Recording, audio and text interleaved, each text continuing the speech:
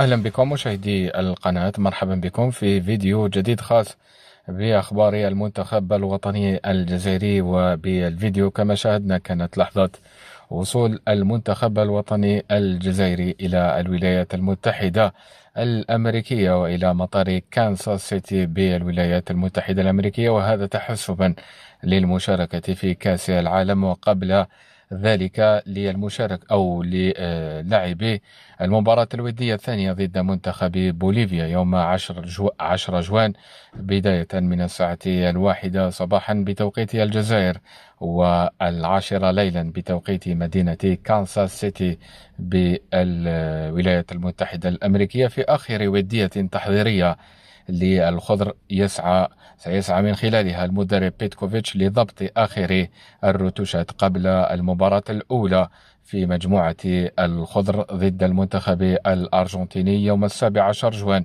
بعد الفوز في الودية الأولى ضد هولندا بهدف جميل من اللاعب حاج موسى. إذا الخضر وصلوا مطار كانساس سيتي بأمريكا بعد رحلة طويلة من الجزائر، حيث كان في توديع الخضر رئيس الجمهورية عبد المجيد تبون. إذا هذه صور لوصول بعثة المنتخب الوطني الجزائري إلى الولايات المتحدة الأمريكية. شاركونا آراءكم في التعليقات، ولا تنسوا دعمنا بالاشتراك في القناة وتفعيل زر الجرس يصلكم كل جديد في حينه حول أخبار المنتخب الوطني الجزائري. شكرا لكم، إلى فيديو آخر بحول الله. دمتم في رعاية الله وحفظه. السلام عليكم ورحمة الله تعالى وبركاته.